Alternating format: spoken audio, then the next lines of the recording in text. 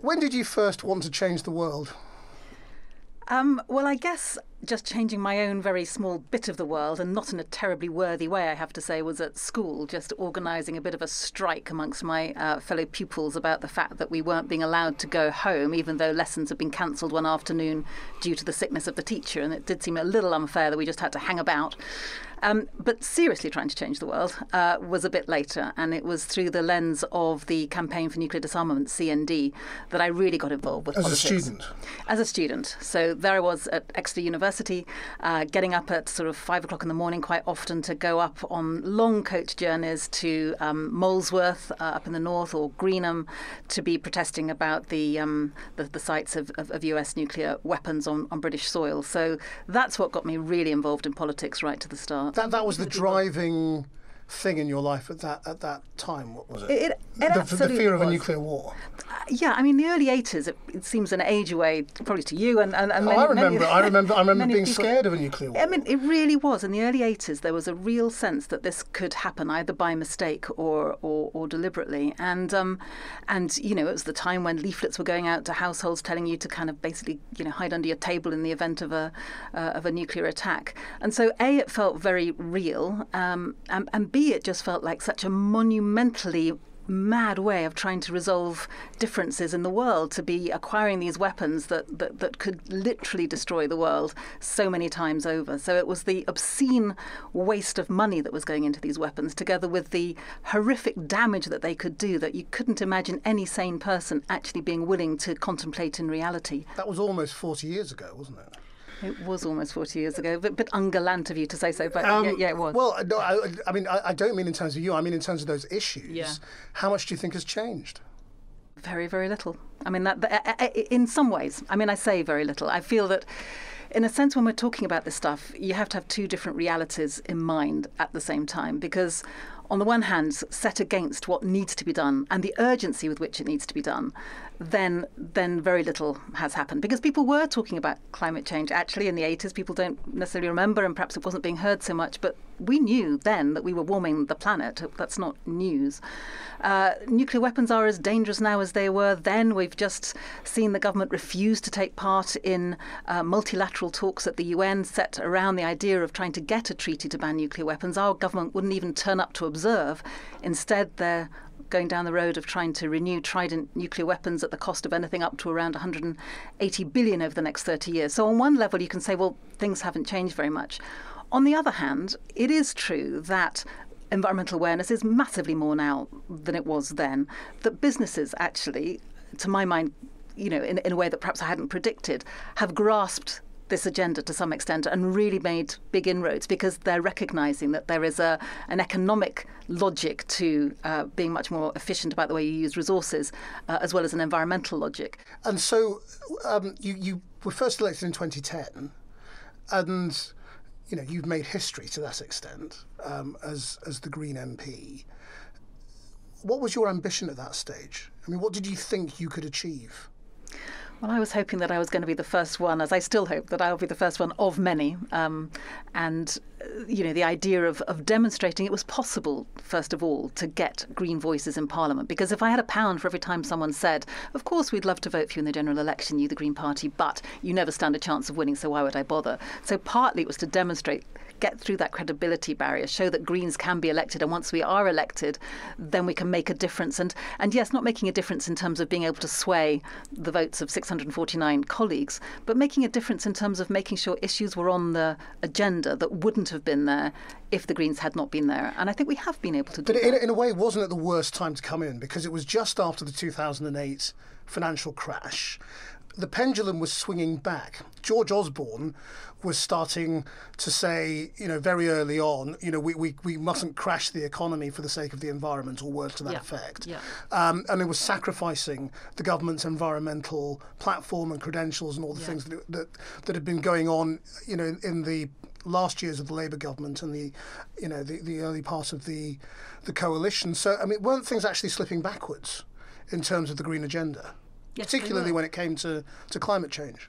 Yes, they were. And in one sense, you say, isn't that a really bad time to be elected? You could turn that around and say, isn't that when you need some green voices there more than ever? And I think in that first Parliament, it was so important to have a green voice there, not only making the case that George Osborne's crazy trade-off between saying that, you can't sort out the environment until we've somehow got the economy right, without recognising that the two are so intimately related. But it was also so important at that time, pre the days of Jeremy Corbyn, to have a voice in Parliament that was challenging this logic of austerity that kept saying cut, cut, cut. And somehow, by putting leeches on the body politic and draining the blood out of it, we were somehow going to see, the revival of the British economy. Well, it didn't work, and it didn't work until George Osborne started to actually ease the gas on the cuts and on austerity, recognising that the country is not the same as a household. And if you're in difficulties as a country economically, if you just keep cutting and laying people off, that actually digs you deeper into your economic problems rather than helping you get out of it. So I do feel proud that at that time, in that first Parliament, the Greens were, frankly, the strongest voice at that point in Parliament, challenging both austerity and saying that environmental well-being and economic well-being are linked, and they don't have to be this trade-off that Osborne was trying to present. I mean, you say it was before Jeremy Corbyn, and it brings me back to the whole question of why you're a Green rather than a Labour MP. And do you think if Labour had been in a more of a Corbynite position, you might have ended up in Labour rather than the Greens? I think perhaps the choice would have been a more meaningful one to have to sit down and think about. But no, I don't think I would have done, because I mean, on economic issues, I'm actually much more, obviously, with Corbyn than any of his predecessors. But I don't think Corbyn does fully understand sustainability. I don't think he really gets the idea of how you need to change the way the economy works in order to be able to ensure that we live within the means of the planet, which sounds very, very, very grandiose. But essentially, we know right now that if every country aspired to the way that we live in the West, then we would need another 2 planets just to provide the resources and absorb the wastes, and we don't have that. So that sense of being able to live within the means of our planet is not something that is part of the Labour tradition. And so while I'm very happy to work alongside Labour, I think that's important that progressive parties, broadly speaking, work together.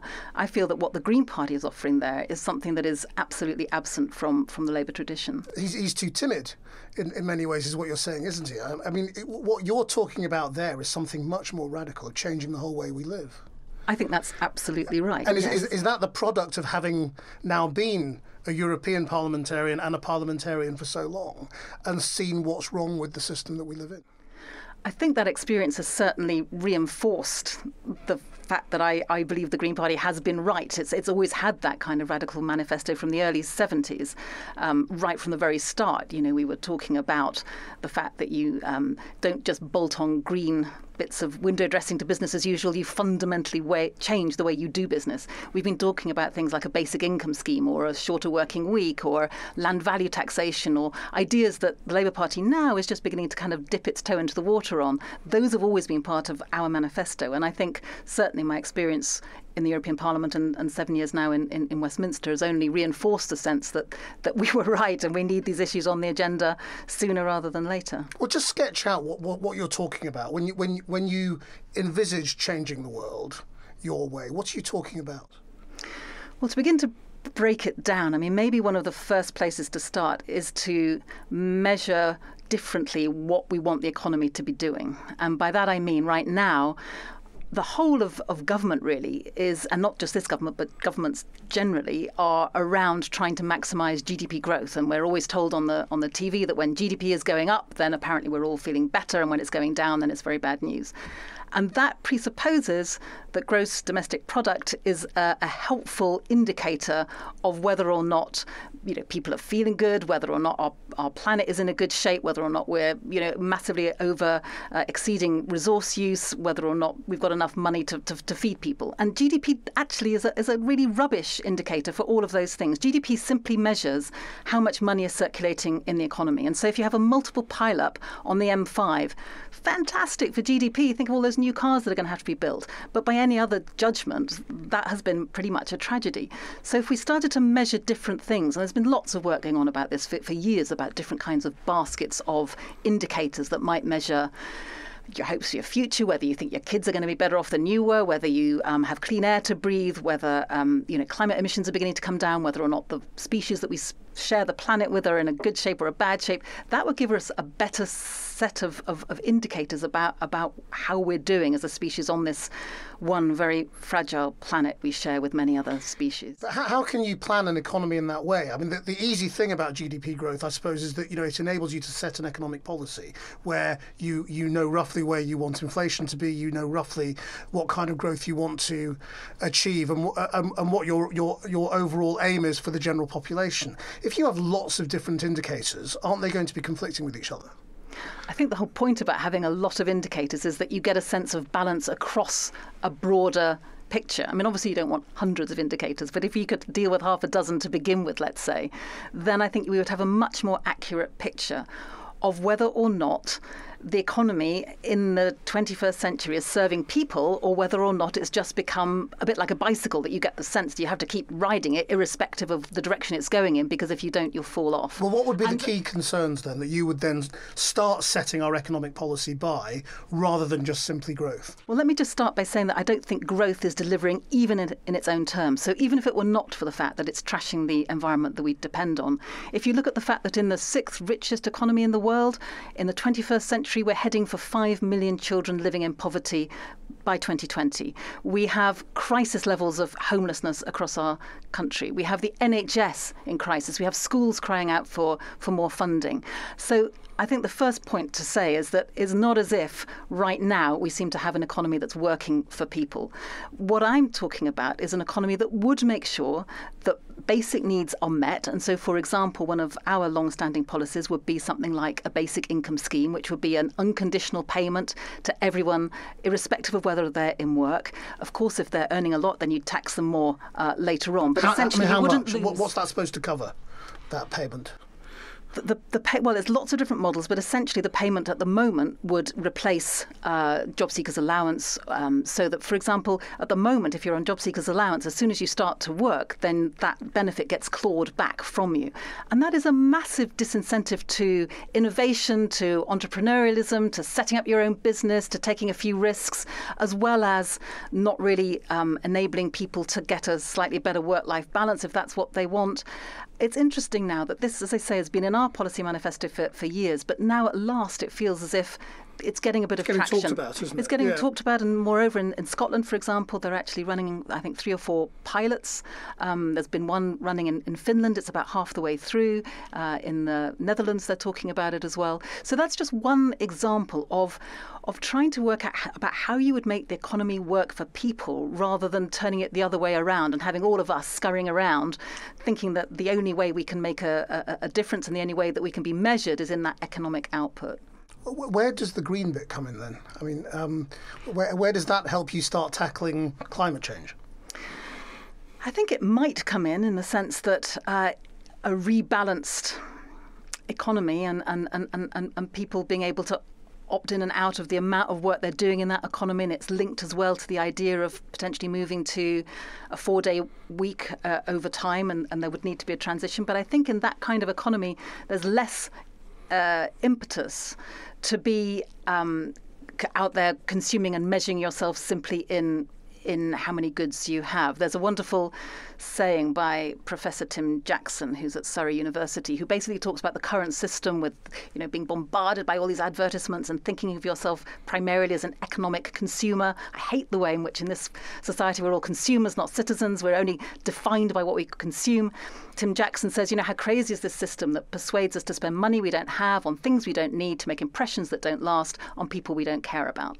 And that pretty much sums it up. And I'm not saying the basic income on its own is going to transform that, but I think it could be transformative alongside a number of other policies that could just get us living more in balance with our environment and maybe asking bigger questions about what we're doing here, what we want out of life. So many people get to the end of their lives, but they don't sort of think back, oh my God, I wish I'd spent more time in the office. They're more likely to think, I wish I might have had more time with family, friends, doing things differently. And it would just be nice if we could start those questions before we reach our deathbeds. Do you feel that's a conversation you're able to have in politics?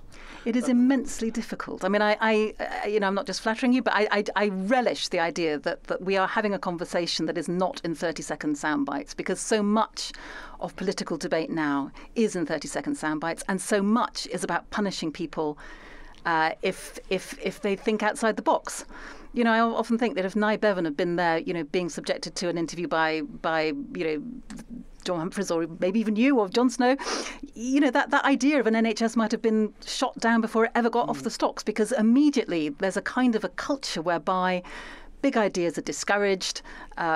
People are not encouraged to take risks, to think outside the box, to perhaps say something that isn't in the party manifesto. You get immediately, trashed for that. We've got to get more grown up about the way we do politics. I mean, because what you're just, you're sketching out the beginnings of something there. It's not even a whole idea, is it? But even that is massively radical, as you say. It's massive change in the way that we would all be living and what we would be able to have in our lives. I mean, that's the kind of conversation that you can't really have in modern politics, is it? I mean, haven't you had to pretend to be more like everybody else over the last few years in order to be elected, in order to be acceptable to, a critical mass of constituents? Whereas, as you say, these were ideas that have always been around in the Green movement, but perhaps over the last 7 or 8 years of you being elected, you haven't really been able to talk about them as much as you'd want to. I think perhaps people haven't listened as much as I wish they had, which is a slightly different thing. I mean, one of the first private members' bills I put down once I got to Westminster was actually around land value taxation, which is another policy that's been around in our manifesto for a long time. Just explain it briefly. Briefly, land value taxation would be a way of taxing speculation. It would be a way of ensuring that people are not buying properties simply to sit on them and watch their value go up. Basically the land that property was sitting on would be taxed at its maximum use value right from the start. So there'd be no value in not ensuring that you were using that to get people to have houses and to live in. You wouldn't just be using land as a speculative asset. You would be much more likely to be able to use the land to house people. You wouldn't have so many developers having land banks just waiting for property values to go up before they build the houses. So essentially it's a way of, it's a fairer way of council tax, essentially, because we know as well that when it comes to people in those wealthier properties, their council tax hasn't risen in anything like proportion to the value that their houses are. So it's an issue around fairness. It's an issue around trying to reduce speculation. It's also around trying to increase the number of houses we get built. Now that was a private member's bill that I put down in 2010. I commissioned someone to write a report about it, about how it could work in the UK. And we got maybe that much in The Guardian, I think. So I'm doing my best. I'm using the levers that are there that I have at Westminster. It got a small debate in Parliament. There are opportunities in Parliament to start putting things on the agenda. It's not happening anywhere near as fast as I would like it to be. But so you're saying you raised that right at the beginning and it didn't get very much traction. I mean, isn't the basic problem that if you're talking about taking wealth away from anybody, especially people who don't consider themselves rich, you're going to really struggle in British politics?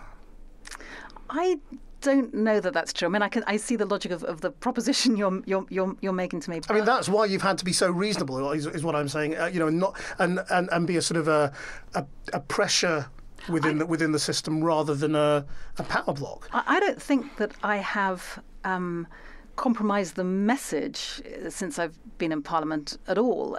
The reason I cited the example of the land value taxation was more to say it's not been the lack of me saying it, it's been more the lack of the take-up of it. Right.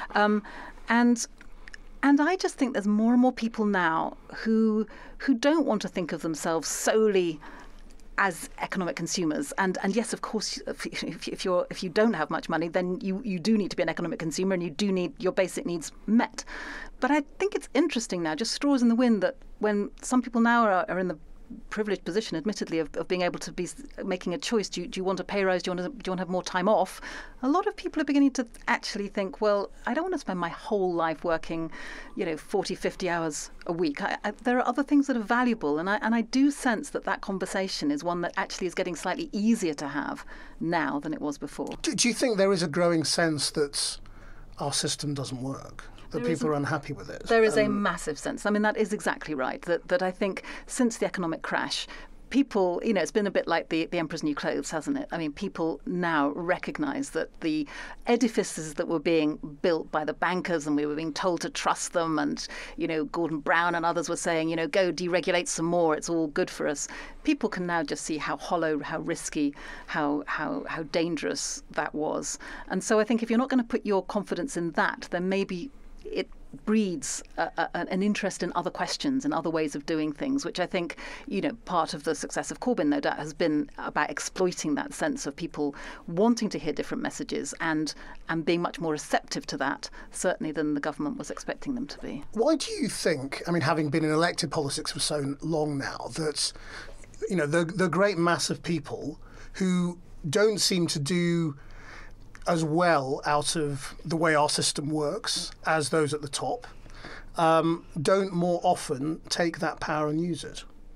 Well, there is a very, very good question. And I think it's been the most dangerous thing that people have ever been told, is somehow to say that they don't have power. I think people have been lulled into this belief that we don't have power.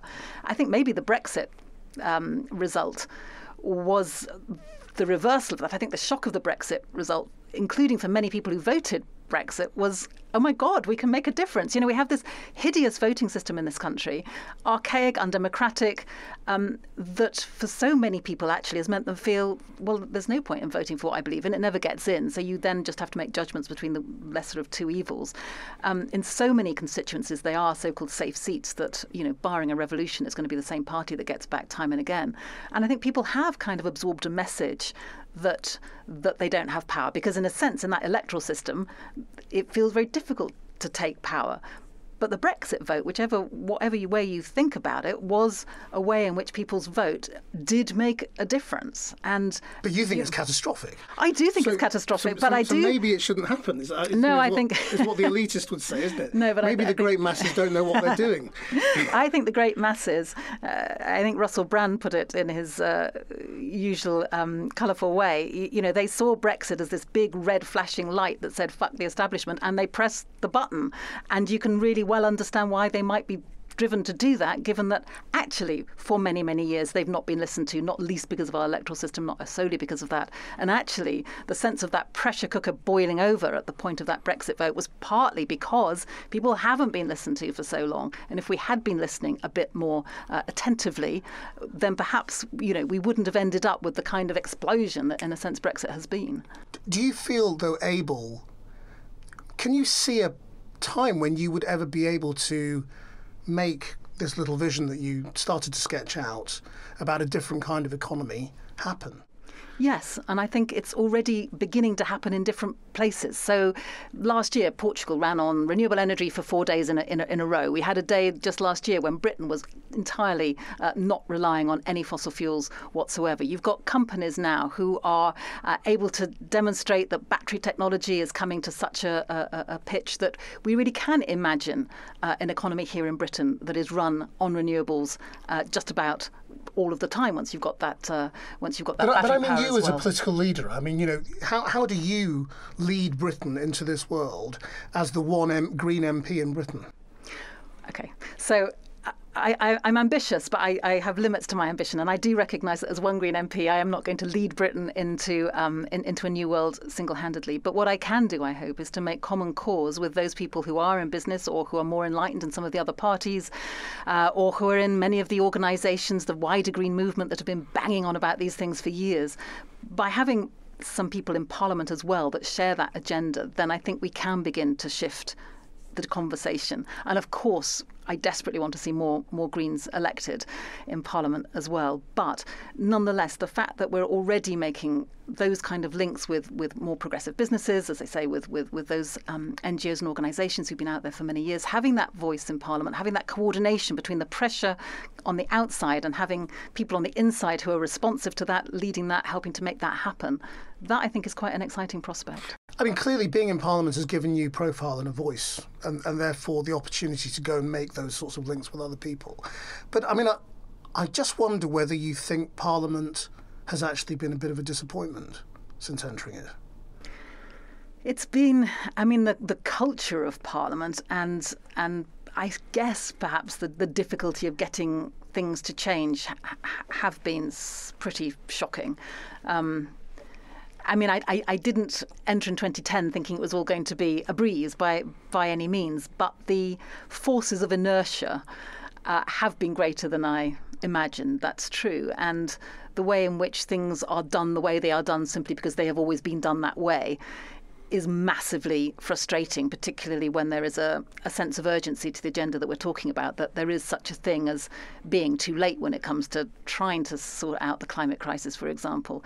And to see the kind of subterfuge, to see the hypocrisy, to see just the real resistance to any meaningful change, it does mean that every morning you are kind of, taking a deep breath and going back in there to do battle, because it's not easy. So where do you think you will end up on this journey of trying to change the world? I mean, do you end up back as an activist because you think, well, actually, Parliament doesn't work as a way of changing things? I think I certainly revalue the importance of activism, and I think part of what I want to do when I go around the country talking to groups is to say, please take the power that you have. Don't believe you don't have power. You do have power. You can change things. So it's partly about trying to galvanise and keep the spirits up of people who are organising on the outside. But I also think, obviously, it's crucially important to have that party political expression of Green politics in Parliament. And so if it's not me there, then I very much hope it'll be other Green Party people there. I mean, you're obviously a role model for a lot of people, not just as a sort of an activist with a different voice, but as a woman in politics, as somebody who speaks their mind, who doesn't, seem to sort of do deals and compromises in the way that so many of the party politicians we've become known, we've got to know, seem to do. Would you recommend it? Would I recommend going into politics as a woman? Yeah. I would recommend it just because we damn well need more women in Parliament, and it's getting easier. I mean, you only need to listen to someone like Harriet Harman, talking about what it was like for her 20 years ago to realise that, again, those two timescales I was talking about earlier, on one level it's been a snail's pace to get any change. On another level, as Harriet would say, thank God, as a result of having, now just over a third of women a third of MPs who are women, the culture is changing. It is at a massively slow rate, but it is slowly coming into the 21st century. And we need more women in there to make that happen. But what has it meant for your life? I mean, you must have a very tolerant partner. And you've got grown-up children. Yeah. I mean, what have been the sacrifices along the way, and have they been worth it? Well, you're right. I do have a very understanding partner. I think it would have been bloody difficult to do it if I hadn't. I mean, I'm lucky now in the sense that the kids are grown up, and so the crazy lifestyle of Westminster hasn't impacted on them quite so directly. But certainly in the early days in the European Parliament, or even earlier actually, when I was on the county council and there was no childcare provision and just trying to juggle a job and a 3-month-old baby and being on the council. I mean, there are times certainly when you just think, is this worth it? And the time away from the kids is awful. I mean, the worst year I think was 2010 when I'd first been elected to Westminster, and we'd been based in Brussels when I was a member of the European Parliament, because it was a way of being with the kids, and I had a lot of time away from them just at the beginning of that time of being elected. So I was kind of dealing with the weirdness of Westminster, trying to understand it and not really having anyone to kind of induct you into it, because there's no one there from your own party to do that, at the same time as a lot of time away from the kids, and that is incredibly hard. I mean, is it worth it? I mean, maybe I'll come back and tell you in 20 years, or maybe hear what the kids say. But no, undoubtedly, whatever you do in life, there are those kinds of trade-offs, aren't there? And is it something that you just intend to just carry on at? I mean, do you ever see an end to being in Parliament, or once you're in Parliament, you've just got to stay there until something happens, until you achieve something, until your electorate decide they've had enough of you, which is so you can't make those kinds of predictions. Now, I mean, for sure, I am going to be political with a small p forever. I mean, that's something that you just, once it's part of your lifeblood, then I think it's there. I'm constantly asking myself, where is the best place to be to make change happen? Right now, I think it is incredibly important to keep that Green voice in Parliament. If I became persuaded that there was another role that could accelerate the transition that we need to see more quickly, then certainly I would look at that. But it feels to me right now that to have that platform that Westminster gives me, to have the opportunity to challenge, Michael Gove over his latest, green bit of greenwash, then being in Parliament to do that is important. Do you feel that the green movement again is sort of in danger of being squeezed as we go through this Brexit transition and whatever happens afterwards, in that once again, as the economy and making sure economic growth is the priority, anything that costs money, and green measures often do cost money, fall off the agenda? My worry about Brexit is less about the financial impacts of Brexit on the environment, although I do accept that there will be a big hit to the economy from Brexit if it happens. More about the fact that so much of the best of our environmental legislation has come from having UK members of the European Parliament working with colleagues from their other countries to forge environmental legislation that is cross-boundary. Environmental problems don't just queue up at the border waiting for their passports to be checked in a polite fashion. They are, by their very nature, cross-boundary. And so things like the Habitats Directive or the Water Framework Directive or all of these directives that sound very abstract and abstruse are actually vital to having clean air, clean water, the things that we've taken for granted now. And what worries me is that the enforcement mechanisms that we've taken for granted from Brussels through the European Court of Justice or through the European Commission, if Brexit happens, then we don't have access to those mechanisms.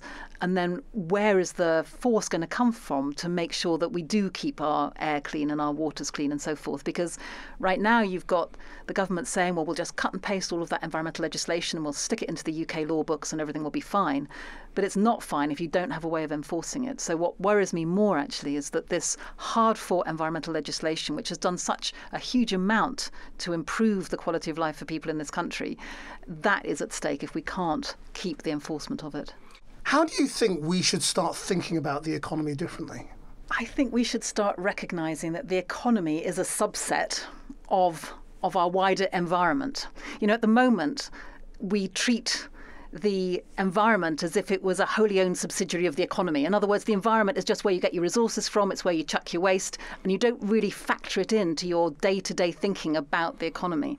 So partly what I'm saying is that if we recognise that the economy that we have is utterly dependent on water, on natural resources, whether that's wood or at the moment fossil fuels or whatever, or the wind and the sun, if we don't recognise the dependence of the economy on our wider environment, then we will trash those things. We will cut down the last tree. I mean, there's those wonderful books by Jared Diamond talking about where previous civilizations have collapsed, when they did use up literally all the trees on Easter Island, and when the last tree was cut down, we know that those civilizations collapsed. And so if we're to try and learn anything from that, then surely it must be that we recognise that the environment isn't a bolt-on extra. It is the basis upon which we build our economy. And so at the moment you have government ministers who will talk about sustainability, meaning that you somehow trade off the environment and the economy. And I want to just turn that around and say, no, the economy sits within your wider sense of environmental sustainability. And that mind shift, I think, would then lead to a whole set of different decisions. And so you would recognise that right now we are in overshoot when it comes to overfishing or when it comes to biodiversity collapse in terms of what we've done with deforestation and so on.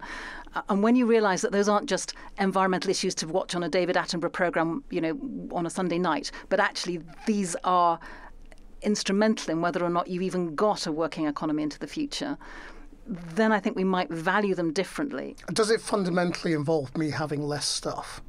Having a less luxurious life, buying fewer consumer goods, driving less, having a harder time? I absolutely do not think it means that you're having a harder time. If your consumer goods were goods that were actually going to last longer because they were having that durability built into them from the start, rather than being part of this throwaway economy where they are designed to not last terribly long before you chuck them out. If we had a repair economy, so when your toaster breaks, instead of having to go and buy a new one, you could just take it somewhere and get it repaired. I don't see that as a big sacrifice. I think this is actually something pretty positive that most people would be very happy to have. I think if we had far more affordable public transport, then that is something that people should be celebrating. It gets you from A to B more quickly and more affordably probably than having your private car, which you would still have, but perhaps would use slightly less. You know, I think one of the biggest frustrations to me of this whole debate about moving to a zero carbon economy is the fact that even if it were not for the fact of the climate crisis and the environmental crisis, the changes that we need to make are ones that would be positive in their own right. There's a lovely cartoon that sums it up. There's a professor in front of her whiteboard, and on the whiteboard behind her, she's written up all of the advantages of moving to a more sustainable way of life. So more local food, kids playing in the streets again, more time with your family and friends, more affordable public transport, a 4-day week. And then there's a speech bubble in one of her students who says, and the speech bubble reads, "But what if climate change is a hoax and we've created a better world for no reason?" That seemed to me as, you know, we want to create a better world. And if there's a way through that we can demonstrate that getting our energy of, you know, from the endless sun and wind and waves, that's still going to keep you warm, it's still going to run your vehicles, it's still going to enable us to do what we need to do, but in a far more sustainable way, then what's not to like? What do you think is your most controversial opinion? Oh, my God. Well, that's interesting, isn't it? I mean, the opinion that most often gets attacked is perhaps around, well, I've talked a lot about growth, so I won't use that example, but there is a lovely phrase, you know, about anybody who thinks that endless growth is possible on a planet of finite resources is either a madman or an economist. So there's that sort of sense about, you know, ever challenging the idea of growth has seemed to be controversial. But to take a different example, one of the most controversial opinions, but one which I think is going to be demonstrated to be right in the end, is around the fact that the prohibition of drugs just does not work. And I've been campaigning long and hard for a way of looking at drugs and drug addiction as a health issue rather than as a criminal one. And trying to raise that actually with either of the two main parties is still, you know, you still get shouted down. And yet all of the evidence is that prohibition doesn't work, that when they've looked at different regimes like in Portugal, where you've got people who are shifting towards a more regulated use of drugs, not just a free-for-all legalisation, but a regulated use, it keeps people safer, and that's the bottom line. And why do you think nobody will help you on that from the other parties? I think people are terrified of the headlines of the tabloid press and as a result want to keep their heads down. But the direct result of that is literally thousands of people being killed in places like Mexico and people in our own country dying needlessly because they're not getting the support they need. Indeed. Well, I mean, I've seen that killing myself very, very recently. Have you ever nearly given up or thought, what's the point? Oh, my God. I have thought, what's the point when it's been a particularly bad day, but I couldn't really consider giving up in the sense that I feel that I've got where I am through the hard work of so many people. I mean, the Green Party, as I say, has been around since the early 70s, trying to fight those elections again and again and again. And I think my election in Brighton was the result of the hard work of so many, probably thousands of people over time, that the idea that you just turn around and let all of that down, I just don't think I could live with myself if I did that. Caroline Lucas, thank you very much indeed. It's been a pleasure talking to you. Thank you so much.